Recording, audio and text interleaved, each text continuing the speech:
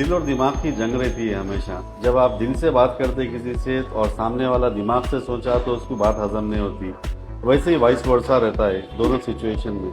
तो फ़हीम भाई जो है एक दिल से एक बार बात बोले थे, पूछते नहीं गलतियाँ, जो लोगों के दिल को भी लगी थी।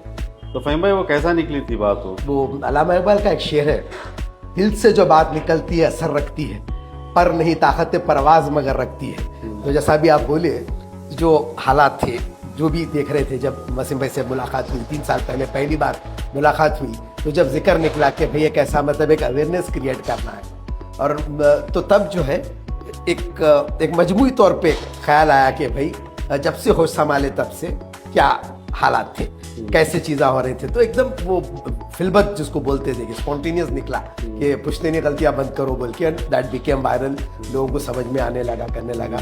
बट लेकिन देखिए, आप आने के बाद जो बिजनेस में फ़र्क आया, ऑब्वियसली बिकॉज यू प्रमोटेड, माशाल्लाह से यू प्रमोटेड बिजनेस, लोगों को आप वाइट एंड ब्लैक समझाए, सही गलत समझाए। बट मैं भी दिल से ही बात कर रहा हूँ, ऑब्वियसली वो करे बोल के लोग आए जो है, मतलब देखो बेसिक।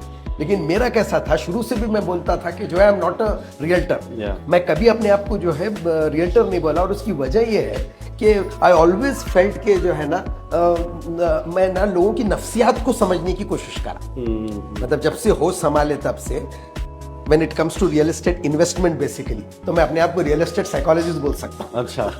तो मैं बोला कि भाई क्या 3 ऐसे, मतलब क्या ऐसे बहाने थे जो ज्यादातर रिपीट होते गए। तो 3 बहाने सबसे ज्यादा रिपीट हुए। आबिद भाई, मैं उससे सिलसिले में भी आपसे पूछूंगा आपकी क्या राय है। पहला बहाना जो लोगों का था वो ये था कि जो है दूर है, सबसे पहला बहाना। दूसरा बहाना लोगों का ये था कि जो है जमीन कब्जा हो जाती।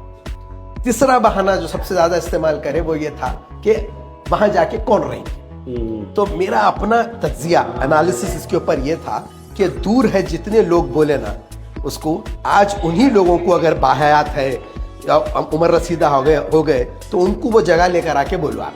जैसा मेरे पास जो एग्जाम्पल है बचपने का, खैरताबाद से सालारजंग कॉलोनी का एग्जाम्पल है, जिसको दूर बोले थे या टोली चौकी को दूर बोले थे। आज लेकर आके आप बोलो तो डिफेंसिव मोड में जाते जो बड़े हैं। नहीं बेटे, नहीं समझ रहे हैं आप, जो है वो जमाने की बात और थी बेटा, अब ऐसा नहीं था, वो चुप डिफेंसिव मोड में ये तस्लीम नहीं करते। ओके, दूसरा बहाना क्या था कि जो है कब्जा हो जाती। हाँ, तो कब्जा हो जाने के ऊपर मेरा ख्याल है कि जो औलाद आप इतने मिन्नतों से, मुरादों से, 4 लोग क्या बोलेंगे बोल के भी पैदा करके, उसको भी अगर छोड़ दिए तो या तो कोई लेके अच्छी परवरिश करता या तो हाथ में तोड़ के भीख मांगने लगवाता। जब औलाद का ये हाल होता तो जमीन अगर आप खुद नहीं देख रहे थे जाके, तो वो आपकी नाअहली है। बोलता हूँ, आई एम वेरी क्लियर और माजिरत के साथ मैं बोलूँगा ये जुमला कि नाअहली है, जिसकी वजह से जो है नहीं देखी अपनी ज़मीन। महीने में 2 महीने में बस में जाके, ऑटो में जाके, जिसमें भी जाके देखना कोई बड़ी बात नहीं। तीसरा बहाना कि वहाँ जाके कौन रहेंगे। मैं एक एनालिसिस करा आबिद भाई, और आप बहुत अच्छी तरीके से इसके ऊपर जो है ना, क्योंकि I want you to conclude whatever I said, 60% लोग जो कौन रहेगा बोले थे नहीं, आज की तारीख में वहीं पर या उसकी प्रॉक्सिमिटी में रह रहे। मैं मजाक नहीं कर रहा हूँ, I did all the analysis. Literally 60% of the people who once said वहां जाके कौन रहेगा, आज रह रहे वहीं पर या उसकी प्रॉक्सिमिटी में या उससे दूर रह रहे। तो ये 3 बहानों का आज का ये मेरा पूरा कुल मिला के ये जो नफ्सियात में मैं लोगों की पढ़ा ये है। अब आप कंक्लूड करो, आपका क्या राय है? पुश्तैनी गलतियों से हुआ ये कि लोग भले ही हमारे पास से हो या कहीं और से हो, लैंड इन्वेस्टमेंट्स करते गए, और बहुत से लोग फ़हीम भाई से भी मिल के बोलते कि भाई आपकी बात सुन के ये बात हमको स्ट्राइक करी थी।